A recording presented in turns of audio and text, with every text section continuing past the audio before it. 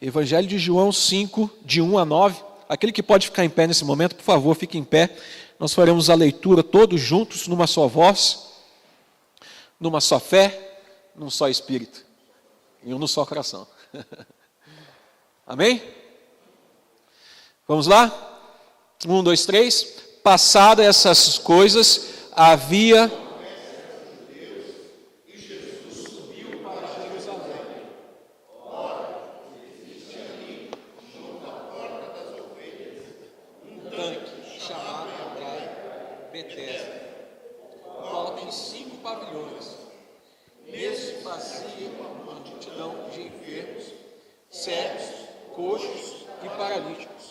esperando que se movesse a água, porquanto um anjo descia de certo tempo, agitando, e o primeiro que entrava no tanque, uma vez agitada a água, sarava de qualquer doença que tivesse.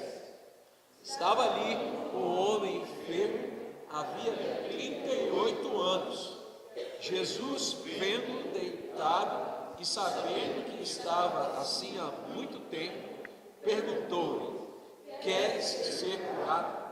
E respondeu-lhe o enfermo: Senhor, não tenho ninguém que me ponha no tanque quando a água é agitada, pois enquanto eu vou, desce o outro antes de mim.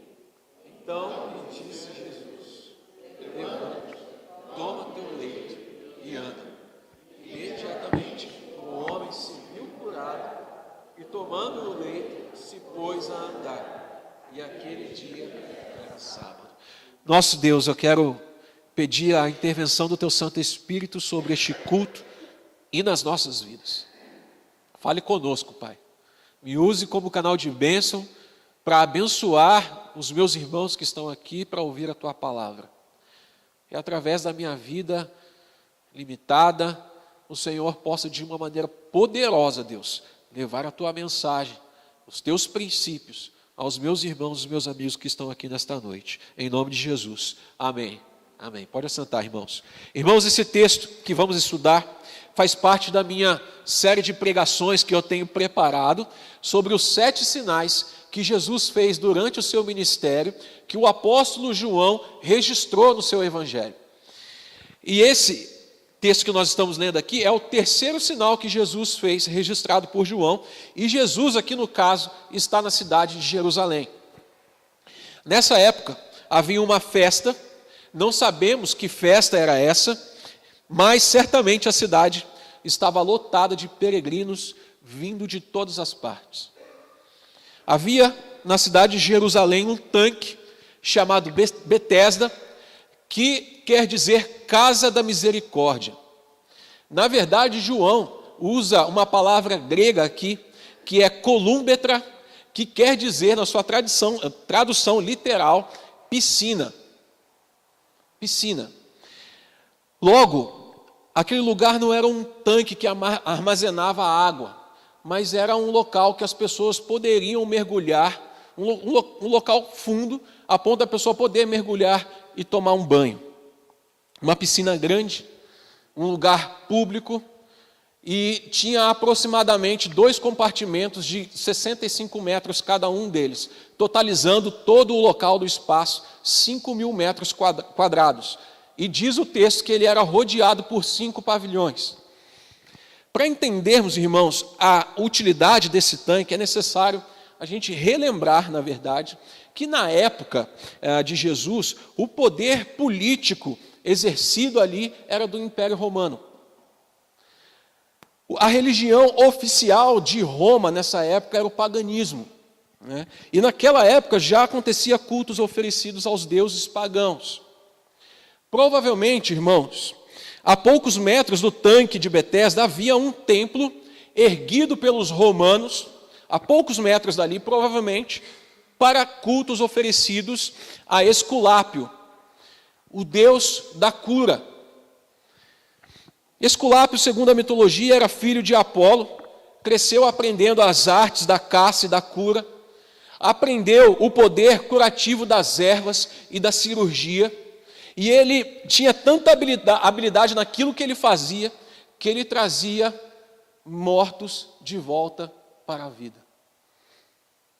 Depois, para os irmãos terem uma ideia, depois das guerras, os soldados romanos ofereciam culto a Esculápio para poder conseguir com esse Deus, né, as suas curas para as suas feridas de guerra, enfim, buscando nesse Deus algo para a sua saúde.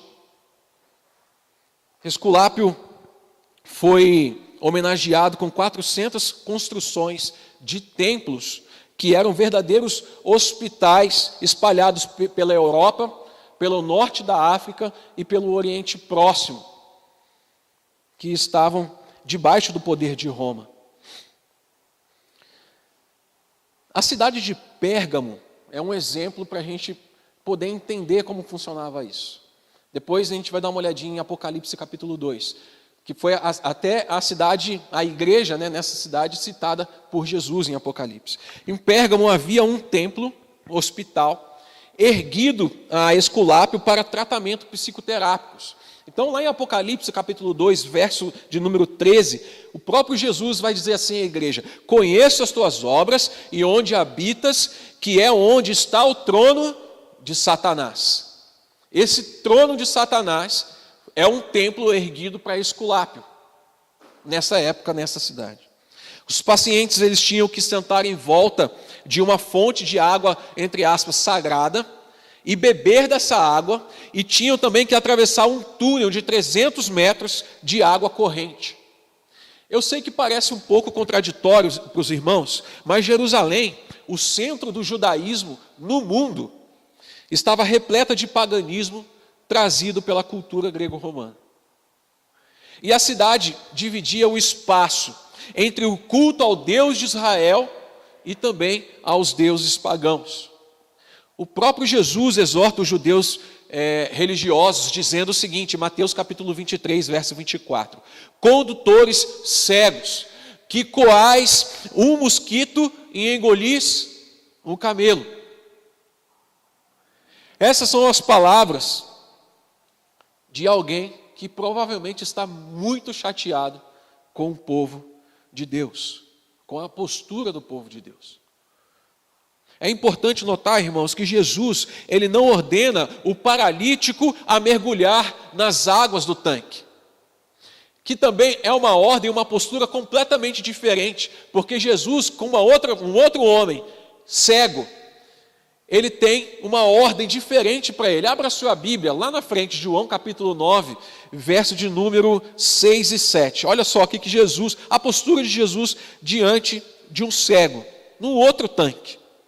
João 9, 6 e 7 diz assim: dito isso, cuspiu na terra e, tendo feito lodo com a saliva, aplicou aos olhos do cego, dizendo-lhe: vai, lava-te no tanque de Siloé, que quer dizer enviado.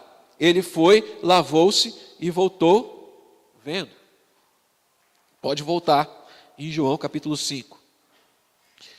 O tanque de Siloé era utilizado, irmãos, pelos peregrinos, para que eles pudessem se purificar antes de entrar no templo. O tanque de Betesda, aparentemente, ele perdeu a sua função. O tanque de Siloé estava ligado ao templo de Jerusalém, enquanto o tanque de Betesda estava ligado ao templo de Esculápio. Jesus está combatendo o paganismo presente aqui em Jerusalém. E percebemos no texto que os sacerdotes e os principais religiosos, eles não se importavam com a influência helênica dentro do judaísmo. Ou seja, em outras palavras, os judeus novamente estavam colocando outros deuses no trono do Deus de Israel. Esse era o grande problema.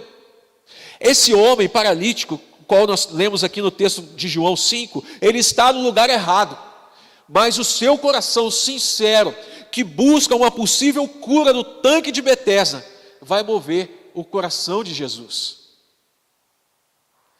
E no meio de uma multidão de enfermos, coxos, idólatras, esse homem foi graciosamente escolhido por Jesus a mudar de vida.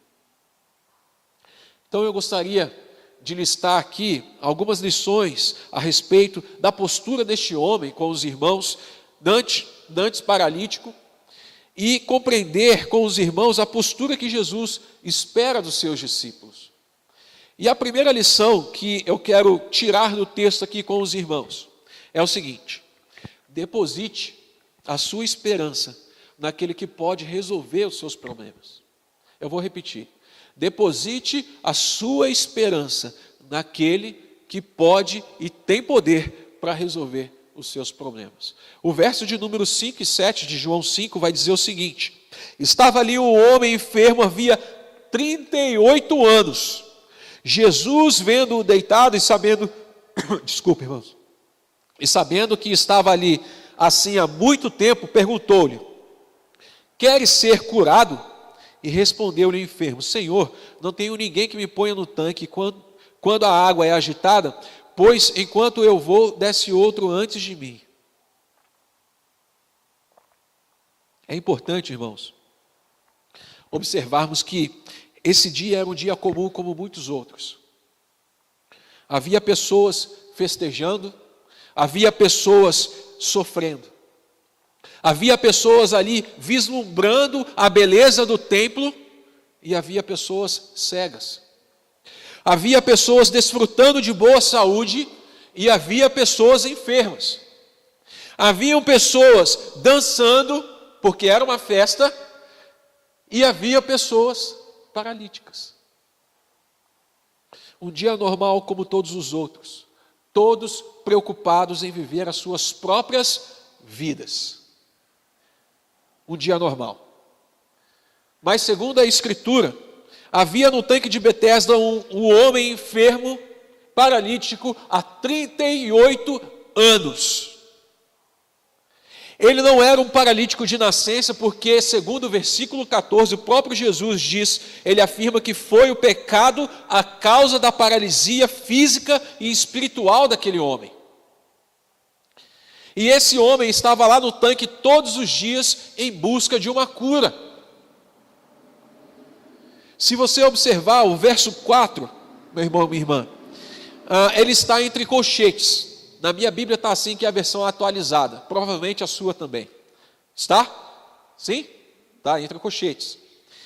Provavelmente um copista, ele incluiu esse trecho no Evangelho para explicar uma lenda corriqueira daquela época. Que lenda era essa?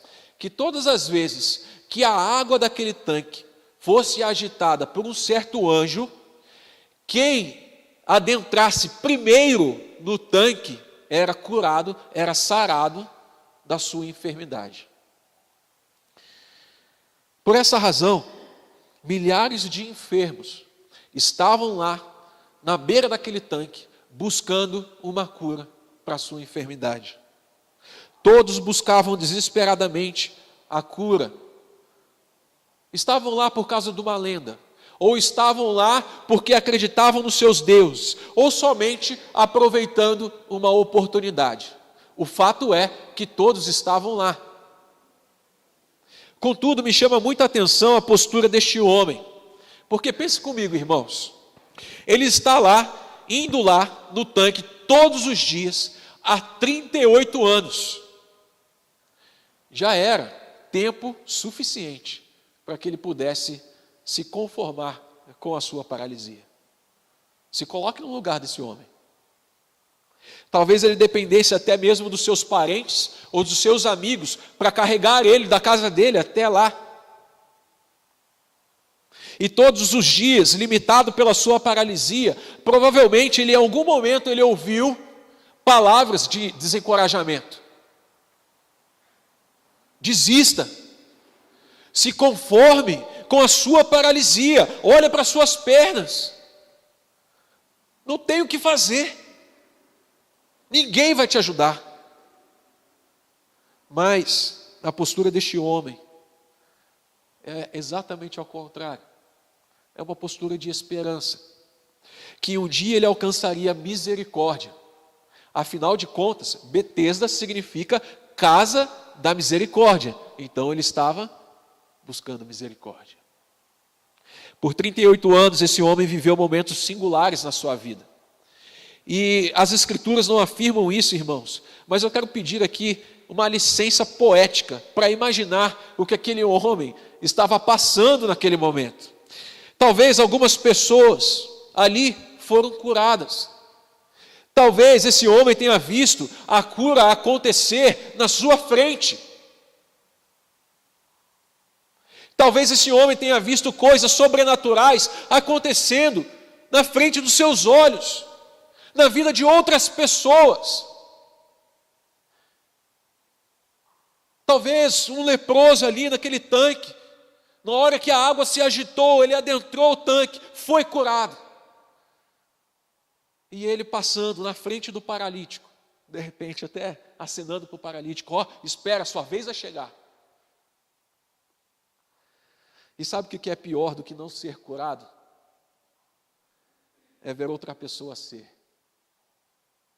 O pior que não ter algo, alguma coisa na vida, é ver alguém que você conhece ter, não é verdade?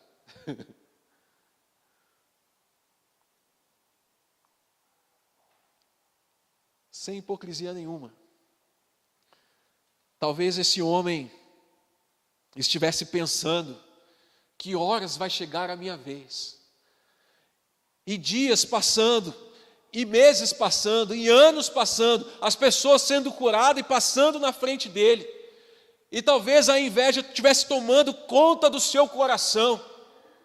Talvez a angústia tomasse conta do seu coração, porque as pessoas estavam passando na sua frente, estavam sendo curadas, e ele estava ali, paralisado, por 38 anos. Pior que não ter algo, é ver alguém ter. Não é? Menina, você viu o colar que aquela fulana está usando? Aí a outra, né, a invejosa, fofoqueira. Dá 25 de março isso aí, não é possível. Dá 25. Amir, você viu o carro que o Denão está usando agora? O carro que ele comprou, um Sentra. Lindo, bonito. E eu aqui, com o meu chevetinho teco-teco, subindo o vidro da porta com um barbante. Nós somos assim, sem hipocrisia nenhuma, somos ou não somos? Nós sempre pensamos o pior para o nosso próximo. Principalmente quando ele tem algo que eu não tenho.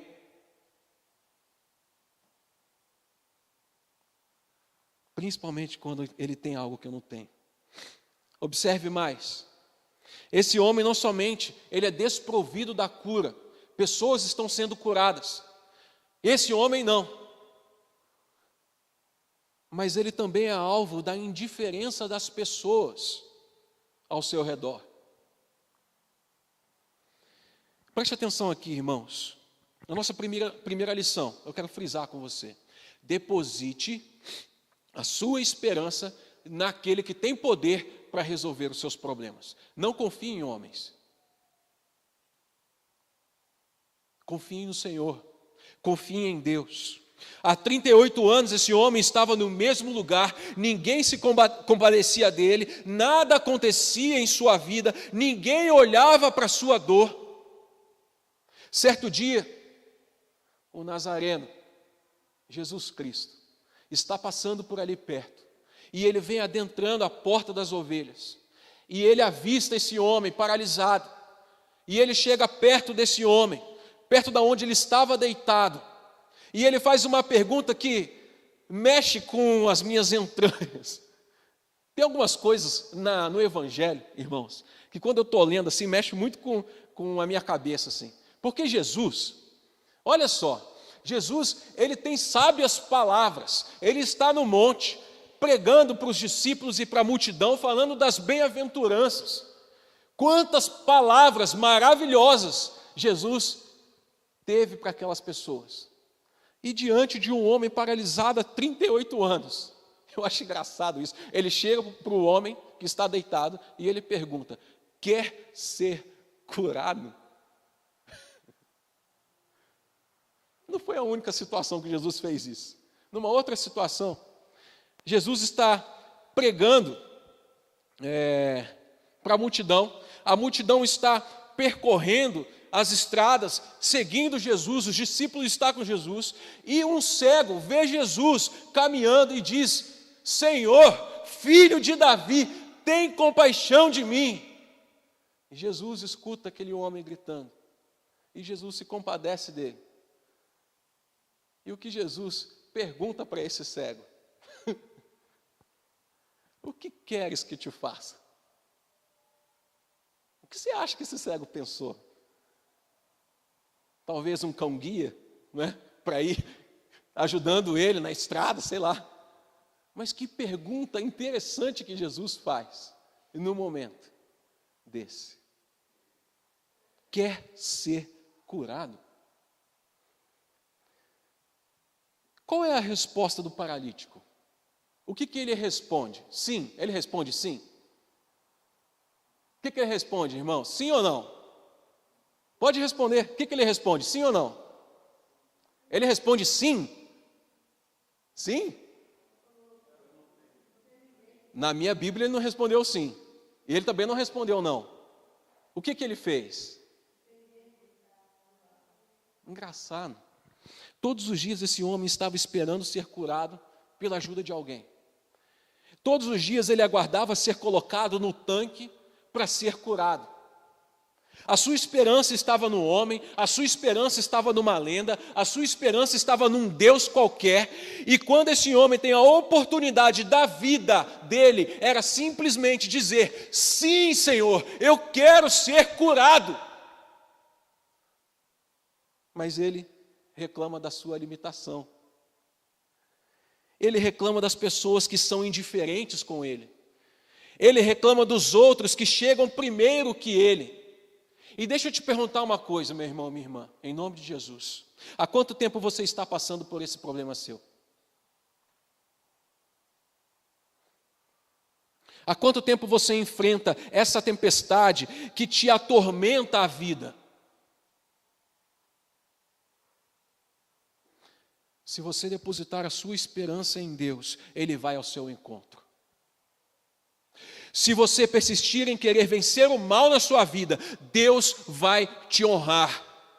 Se você quiser sair da sua paralisia espiritual, Deus vai te levantar hoje e vai mover a sua vida. É isso que Ele faz. Quer ser curado? A resposta é simples. Mas, se parássemos a leitura do texto agora, nossa vida seria feita de promessas vazias, sem a ação do Espírito Santo para nos transformar. Mas há um pouco mais de verdades nesse texto aqui que eu quero pensar com os irmãos. A segunda lição é: ouça e obedeça à vontade de Deus, porque dele provém a vida. Vamos ler o versículo de número 8 e de número 9?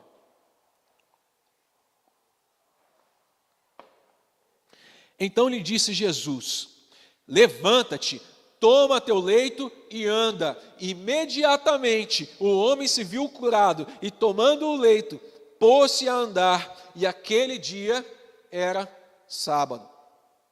Sábado. Esse momento é crucial para a nossa interpretação aqui, irmãos. Porque Jesus, ele vai argumentar com os religiosos a razão dele curar esse homem. No verso 24 e no verso 25, nós vamos encontrar essa razão, olha lá. Em verdade vos digo, quem ouve a minha palavra e crê naquele que me enviou tem a vida eterna. Não entra em juízo, mas passou da morte para a vida. Em verdade vos digo, que vem a hora e já chegou, em que os mortos ouvirão a voz do Filho de Deus, e os que a ouvirem viverão. Santo Agostinho, ele tem um sermão, é o sermão de número 98 de Santo Agostinho. E ele fala de 3 pessoas que Jesus ressuscitou nesse sermão. A primeira pessoa é o menino, o filho da viúva de Naim, Lucas capítulo 7, depois você pode conferir lá, tá bom? Jesus está entrando na porta da cidade, e ele avista um cortejo, familiares, amigos, carregando o menino. Ele se compadece desse menino, se aproxima do menino, e ele diz para o menino, com a palavra do seu poder: levanta-te. O que acontece em seguida? O menino é levantado. Lucas, capítulo 8, a filha de Jairo, chefe de uma sinagoga. Jesus está de novo entre a multidão, pregando o evangelho das boas novas, curando os enfermos, pessoas estão sendo curadas, e Jairo fica sabendo que o mestre está ali, a sua filha está doente, e ele roga para Jesus: Senhor, vem até a minha casa, a minha filha está doente, e já já ela pode morrer. O Senhor Jesus, novamente, com o seu coração compadecido, ele diz o seguinte: vamos até lá. Só que no percurso, entre o caminho onde eles estavam, até a casa de Jairo, Jesus está pregando, as pessoas estão impelindo Jesus e os discípulos. Só que nesse momento, uma mulher toca nas vestes de Jesus. Essa mulher estava enferma há 12 anos, de uma hemorragia contínua, que ela já tinha procurado cura em todos os lugares, buscando em todos os médicos de todos os lugares, e não havia acontecido nada na sua vida. E Jesus está sendo empurrado, e de repente ele para a caminhada e diz: quem me tocou? Quem me tocou? E os discípulos ficam estarrecidos com Jesus: Senhor, todos te empurram, todos estão aqui, como assim você pergunta quem te tocou? Sim, alguém me tocou, porque de mim saiu poder. Nesse meio tempo, Jairo, imagina, ele já está completamente desesperado, sua filha está para a morte, e Jesus está preocupado com quem tocou em suas vestes, até que os servos de Jairo chegam e diz para ele: não atormente mais o Senhor, não o perturbe, a sua filha já faleceu. O que o Senhor Jesus diz para Jairo? Isso é impressionante: não temas, crê somente. Então Jesus vai com Jairo, João, Pedro e Tiago até a casa de Jairo, reúne Jairo e sua esposa e os 3 discípulos, encontra com a menina ali já falecida, e ele mostra que é poliglota, e ele diz: Talita cumi, menina, levanta-te. E o que acontece em seguida? A menina levanta. Mas também há uma terceira pessoa que Jesus ressuscita. É uma pessoa, membro de uma família que Jesus amava demais: Maria, Marta e Lázaro. Jesus sabe que Lázaro está doente, mas Jesus está a cerca de 3, 4 quilômetros do vilarejo de Betânia. Ele está pregando o evangelho. Ele fica sabendo que Lázaro está doente, ele tem coisas para fazer, até que Lázaro venha a falecer. E chega a notícia para Jesus. Jesus se entristece profundamente a ponto de chorar. É engraçado que Jesus espera 4 dias para ir ao encontro daquela família. Mas nós entendemos a razão por quê. Depois, no texto, porque ele diz que aquela morte era para a glória de Deus. Era para glorificar o nome de Deus. Quando ele chega naquela casa, há um choro descontrolado, pessoas tristes. Suas amigas estão aborrecidas com Jesus: Senhor, por que você não veio antes? Se o Senhor estivesse aqui antes, talvez Lázaro estivesse vivo entre nós agora. O Senhor Jesus se compadece do seu amigo Lázaro, e ele chega para Lázaro e diz: saia daí, saia daí. É engraçado que Lázaro estava 4 dias morto. Imagino o cheiro que já estava dentro daquela casa. Lázaro estava enfaixado. Jesus manda ele sair, ele sai. As pessoas tiram a sua faixa. Ou seja, irmãos, em todos os casos Jesus vai ao encontro de quem estava morto, e com a sua palavra poderosa, ele dá vida a quem estava morto, através da sua palavra. De fato, a palavra de Jesus ela é poderosa para ressuscitar mortos. Mas nós estamos lendo um texto aqui, irmãos, relatado por João, que cronologicamente Jesus ainda não ressuscitou ninguém através da sua palavra. Ora, o que Jesus quer dizer então, no versículo 24 e 25, quando ele diz assim: os mortos ouvirão a voz do Filho de Deus, e os que a ouvirem viverão. Jesus está alertando aquele povo do que ele iria fazer logo mais. Jesus está afirmando o seu poder não somente para fazer andar um paralítico, mas para trazer vida àquele que está morto. Somente Deus tem poder para dar vida. Logo, esse que vos fala é o Deus a quem vocês dizem que acreditam e obedecem. É isso que Jesus está querendo dizer. Quando Jesus vai ao encontro do homem paralítico, ele lhe dá uma ordem. Que ordem é essa? Levanta-te, toma o teu leito, toma a tua cama e anda. Ele está propondo uma nova perspectiva de vida aqui. E essa perspectiva de vida requer desse homem saber ouvir e obedecer à vontade de Deus, porque Deus é a fonte da vida. Deixa eu observar com os irmãos a postura do paralítico em paralelo à postura dos religiosos naquela época, irmãos. O paralítico, ele foi um homem que por 38 anos foi desprezado pelas pessoas.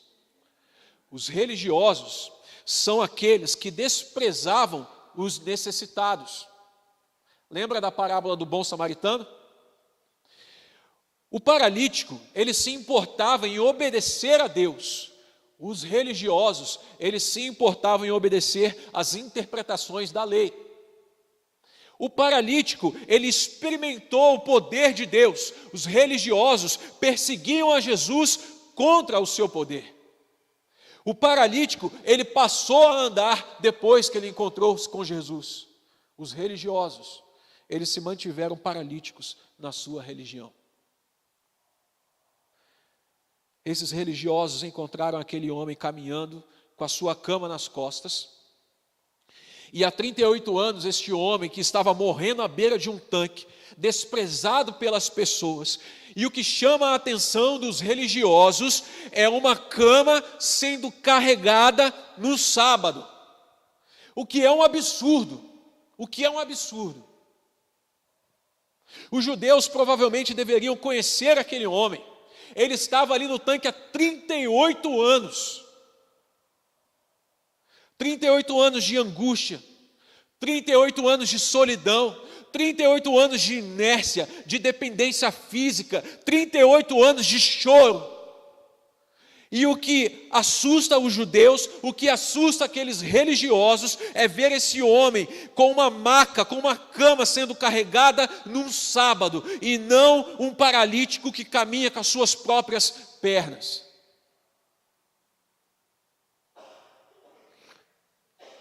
A visão dos religiosos, como sempre, está no lugar errado.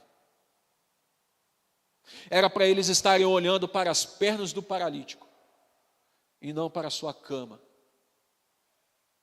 O verso 10, eles vão dizer assim: hoje é sábado, não é lícito carregar a cama, carregar o leito. Notem, irmãos, que por vezes eu e você nos assemelhamos a esses judeus, a esses religiosos, quando religiosamente condenamos o pecador. Por vezes, nos assemelhamos a esses judeus, quando agimos em favor da doutrina e matamos a igreja. Quando defendemos com unhas e dentes a nossa doutrina e esquecemos que há vidas para serem transformadas. Deus quer alcançar vidas. Nos assemelhamos a esses judeus quando condenamos quem trabalha em prol do reino de Deus e ficamos criticando a religiosidade que está envolvida com aquelas ações. Falamos sobre isso hoje de manhã aqui. Notem mais, eu acho interessante que aquele homem estava há 38 anos em cima de uma cama, paralisado, ele não podia andar. E Jesus manda aquele homem ir embora para sua casa com a sua cama. Jesus é tremendo. Eu penso que a última coisa que aquele homem queria era a cama. É ou não é verdade? Pensa um pouquinho. 38 anos deitado numa cama. Jesus cura aquele homem Eu, se eu fosse curado, já ia sair correndo uma vez só. E Jesus fala: levanta-te, toma a tua cama e anda. Hoje em dia, irmãos, as pessoas estão mais preocupadas com a saúde, não é verdade?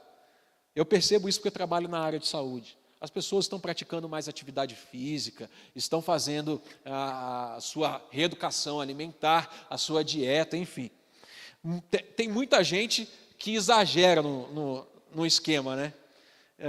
Você já experimentou comer batata doce todos os dias? Quem já fez isso alguma vez na vida? Levanta a mão. Luiz, está de dieta.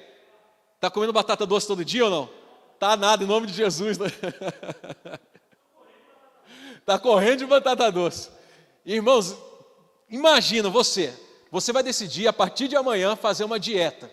Pastor Nilton, vamos fazer atividade física amanhã a gente vai na nutricionista, certo? Segunda-feira, que é o dia de começar o treino, que é o dia de começar a dieta. Imagina você sentado na mesa do consultório no nutricionista. E aí, de repente, a nutricionista senta na sua frente e começa a falar assim, ó, de manhã, 8 horas da manhã, batata doce, suco de inhame. No almoço, batata doce, frango grelhado. À tarde, batata doce e pão integral de batata doce. Imagina que dieta. Aí, chega final de semana, você está querendo comer aquele churrasco, aquela pizza, não é verdade? Aí o seu marido ou a sua esposa, né, está toda cheia de boa vontade e tal, e fala assim, amor, vem comer pizza, eu fiz uma pizza para nós.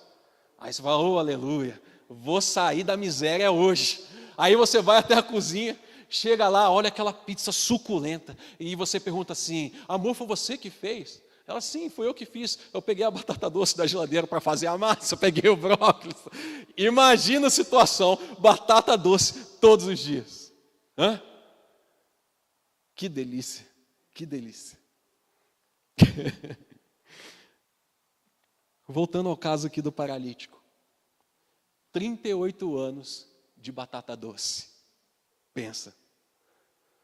E Jesus cura aquele homem, mas não tira dele a batata doce. Eu estou fazendo uma analogia aqui, tá, irmãos? Só para vocês poderem entender. Não tirou do paralítico a batata doce dele. Por quê? O que significa isso? Porque o ser humano, ele tem a facilidade de esquecer da onde ele veio. Deixa eu ampliar um pouquinho aqui meu argumento. O homem, segundo Gênesis capítulo 2, verso 7, diz assim, o homem veio do pó da terra, e eu quero somar, e é para lá que nós voltamos. Jesus quer ensinar esse homem a sempre se lembrar de quem o libertou da paralisia todas as vezes que ele olha para a sua cama. Apocalipse, vamos ler um texto que está lá em Apocalipse capítulo 2, verso 5. Eu sei que você conhece, mas eu quero que nós leiamos numa só voz. Apocalipse 2, 5. Como os irmãos sabem, Jesus vai exortar 7 igrejas aqui em Apocalipse. Neste caso aqui, desse texto, Jesus está exortando a igreja de Éfeso. Ok? Apocalipse 2, 5. Numa só voz, vamos lá? 1, 2, 3.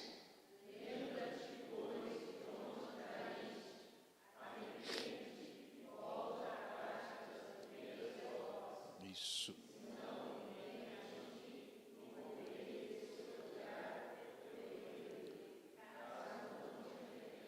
O homem tem facilidade de esquecer da onde veio. Olhar para a nossa cama nos torna mais humildes, menos arrogantes. Olhar para a nossa cama nos faz mais gratos a Deus e menos altivos. Olhar para a nossa cama nos faz mais compassivos e não egoístas. Olhar para a nossa cama nos faz mais piedosos e menos religiosos. Então, irmãos, estejamos prontos para ouvir e obedecer à vontade de Deus, porque dele provém a vida. Mas em último lugar, eu quero encerrar a nossa lição hoje à noite aqui. A terceira lição é: nenhuma das duas lições anteriores que eu acabei de falar para os irmãos vai fazer sentido se nós não crermos que Jesus é o Filho de Deus encarnado. Nenhuma das duas lições que eu acabei de falar com os irmãos vai fazer sentido na sua vida se você não crer que Jesus Cristo é o Filho de Deus encarnado. Vamos ler o versículo de número 45, 46 e 47. O texto diz o seguinte: não penseis que vos acusarei perante o Pai. Quem vos acusa é Moisés, em quem tendes firmado a vossa confiança, porque se de fato cresceis em Moisés, também creríeis em mim, porquanto ele escreveu a meu respeito. Se porém não credes nos seus escritos, como crereis nas minhas palavras? Em outras palavras, como você pode dizer que crê em Jesus se a sua esperança é facilmente corrompida pelos chamados ventos de doutrina? Se você abre a porta da sua casa para as falsas doutrinas, como você pode dizer que crê em Jesus Cristo se a sua esperança é facilmente corrompida pelas falácias?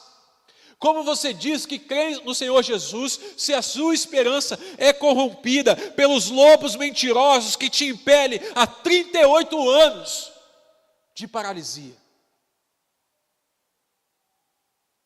Como você pode dizer que crê em Jesus, se quem está no altar do seu coração é a sua religiosidade, se as suas atitudes não condizem com a sua fé? Como você pode dizer que crê em Jesus se você é indiferente às pessoas que estão indo para o inferno?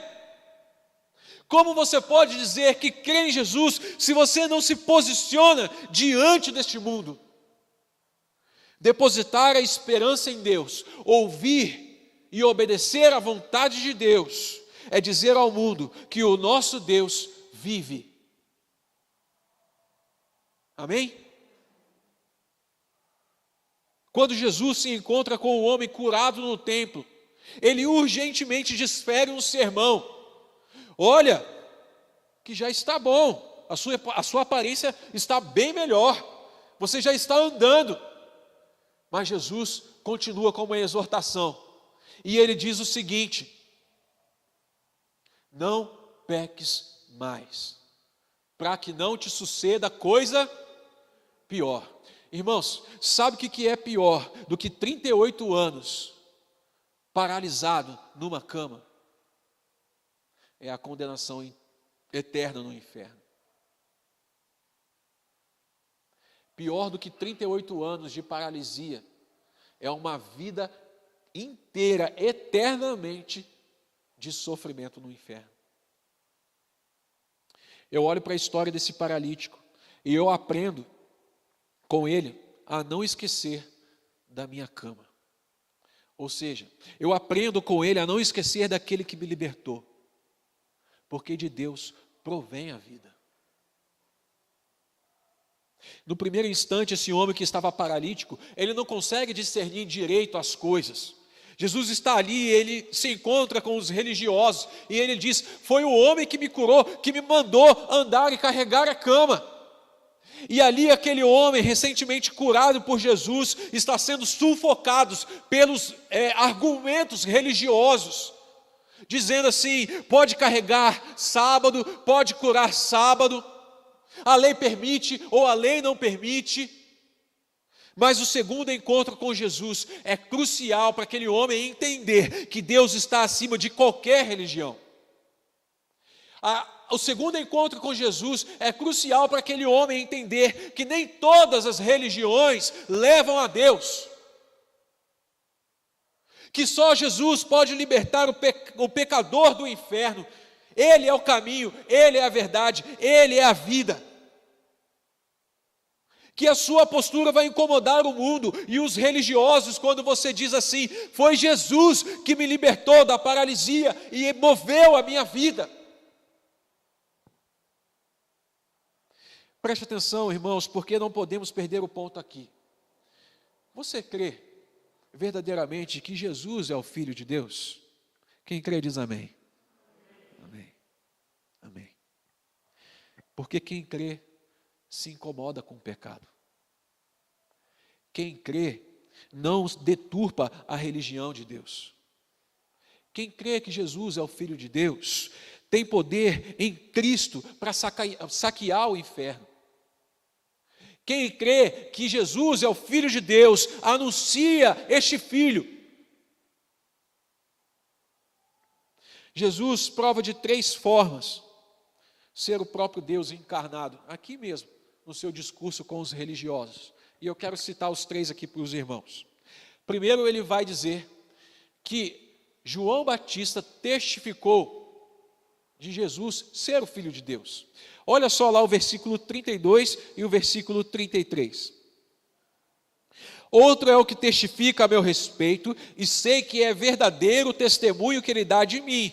Mandastes mensageiros a João, e ele deu testemunho da verdade. João capítulo 1, verso 7 vai dizer assim, que João Batista foi quem deu testemunho da luz. E eu quero listar algumas falas de João Batista testemunhando a respeito de Cristo aqui, irmãos. Ele diz assim: eu não sou o Cristo, eu sou a voz do que clama no deserto, endireitai o caminho do Senhor. Outras palavras, eu batizo com água, mas no meio de vós está quem vós não conheceis, o qual vem após mim, do qual não sou digno de desatar-lhes as correias das sandálias. Eis o Cordeiro de Deus, que tira o pecado do mundo. Eu vi o Espírito descer do céu como pomba e pousar sobre ele. Essas são as palavras de quem foi levantado por Deus para testemunhar o Cristo, a saber, Jesus. Mas Jesus vai dizer também que os sinais que ele mesmo fez testificam ser ele o Filho de Deus. Versículo de número 36. Mas eu tenho maior testemunho do que o de João, porque as obras que o Pai me confiou para que eu as realizasse, essas que eu faço testemunho ao meu respeito de que o Pai me enviou. Jesus, até este momento aqui, já havia feito muitos sinais e maravilhas. E uma multidão de pessoas o seguia justamente porque Jesus falava com autoridade divina e curava as pessoas das suas enfermidades. Não muito tempo antes desse discurso de Jesus com os religiosos, ele curou o filho do oficial do rei somente com a palavra do seu poder. Eu preguei sobre esse texto a última vez que eu preguei aqui, João capítulo 4, depois você pode dar uma olhadinha lá, verso 43 ao verso 54. Jesus estava num local, o filho do oficial do rei estava em outro local, e ele cura somente pelo poder da sua palavra. Sinais que Jesus fez testificam ser ele o Filho de Deus. Mas ele continua dizendo que as próprias Escrituras testificam ser Jesus o Filho de Deus. Ele vai continuar dizendo no verso 39, examinai as Escrituras, porque julgais ter nelas a vida eterna, e são elas mesmas que testificam de mim. O verso de número 46, porque se de fato cresces em Moisés, também crerias em mim, porquanto ele escreveu ao meu respeito. Jesus, depois da tentação no deserto, ele foi para a cidade de Nazaré, onde fora criado, e ele começou a ensinar na sinagoga, num dia de sábado também. E ali na sinagoga, sentado com os seus ouvintes, com o seu público, ele abre o livro das Escrituras, no livro do profeta Isaías, capítulo de número 61, no verso 1 e verso 2. E o texto vai dizer assim: o Espírito do Senhor é sobre mim, pois que me ungiu para evangelizar os pobres, enviou-me a curar os quebrantados de coração, a pregar liberdade aos cativos e restauração à vista dos cegos, e pôr em liberdade os oprimidos, a anunciar o ano aceitável do Senhor. E Jesus, é interessante as atitudes que Jesus tem. Depois que ele terminou de ler, diz o texto que ele fecha o livro e que ele afirma uma coisa muito importante, que mudou a história da humanidade. Ele diz o seguinte: hoje se cumpriu esta escritura em vossos ouvidos. Isso que acabamos de ler é a respeito de mim. Sabe o que é mais hilário, irmãos, nessa atitude de Jesus aqui? Jesus, ele não precisava provar da sua divindade para ninguém. Jesus sabia que os religiosos jamais acreditariam nele. Olha o que diz o verso de número 42. Sei, entretanto, que não tendes em vós o amor de Deus. E o verso 47, Jesus afirma assim: se porém vocês não creem nas suas Bíblias, eu estou usando minhas palavras, como crerão nas minhas palavras?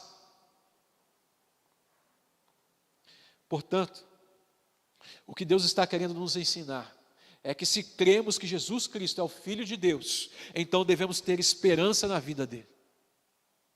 Se nós cremos que Jesus Cristo é o Filho de Deus, devemos ouvir a vontade de Deus através da sua palavra, que é viva e eficaz, e devemos vivê-la. Devemos vivê-la para a glória de Deus. Para a glória de Deus. Irmãos, tem uma historinha que conta o seguinte. Obrigado. Tem uma historinha que conta o seguinte: 3 jovens perguntou para um pastor assim: pastor, estávamos estudando a Bíblia, e a Bíblia diz que o crente tem que ser cheio do Espírito Santo. Como nós fazemos isso? E aí o pastor, muito sábio, falou para eles assim: pegue uma peneira, vão até o rio. Quando vocês chegarem até o rio, encham a peneira de água e tragam para mim, que eu vou explicar para vocês como nós ficamos cheios do Espírito Santo. E aí aqueles jovens meio confusos com o que o pastor falou, foram os 3 em direção ao rio, levando a peneira. E no caminho, eles ficaram discutindo um com o outro. Gente, o pastor está maluco, como é que a gente vai encher a peneira de água e vai trazer para ele até onde ele está? É impossível isso. E eles chegaram no rio e começaram a tentar de várias formas como eles poderiam encher a peneira de água. E aí 2 deles, já cansados, sem resultado nenhum do que eles estavam fazendo, eles desistiram e foram embora. O pastor, já também sabendo que eles estavam demorando muito tempo, ele foi ao encontro desses 3 no rio. Quando ele chega no rio, ele encontra com um dos jovens. E aí ele pergunta para esse jovem aí: e aí, conseguiu descobrir como você vai encher a peneira de água? E aí esse menino responde: pastor, é impossível, eu já tentei de todos os jeitos, eu não consigo. E aí então o pastor carinhosamente pega a mão desse menino e leva a peneira até o rio, e afunda a peneira no rio. E aí ele vai explicar para esse menino: veja só é possível a peneira estar cheia de água se você imergir a peneira no rio, entendeu? Da mesma forma é a nossa vida. Nós só vamos ser cheios do Espírito Santo se estivermos imergidos na vida de Deus. É assim que funciona. Então, irmãos, quero encerrar dizendo isso para os irmãos. A nossa vida tem que estar imergida na vida de Jesus. Porque se nós cremos que Jesus Cristo é o Filho do Deus encarnado, logo nós vamos ouvir a sua palavra e entender a sua vontade e obedecê-la. Porque somos filhos de Deus em Cristo Jesus. Amém? Que Deus possa fortalecer a sua vida. Que Deus te levante da sua paralisia espiritual. Eu estou cansado de ver igrejas enfurnadas nas suas religiosidades, preocupadas com a cama que está sendo carregada no sábado e tendo uma vida vazia de Deus. Estou cansado de ver pessoas entrando e saindo de igrejas, pingando nas igrejas, porque estão vazias de Deus. E a minha oração é que Jesus possa ir ao seu encontro hoje no tanque de Betesda e usar de misericórdia com a sua vida, te levantar da sua paralisia espiritual e te dar uma nova perspectiva de vida, te dar um renovo espiritual, para que toda a nossa igreja, toda a nossa comunidade possa honrar o nome de Deus, possa falar desse nome, pregar para aqueles lá fora que necessitam de cura, que estão enfermos espiritualmente.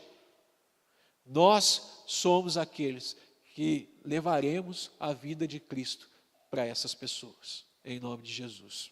Feche seus olhos, vamos orar, irmãos.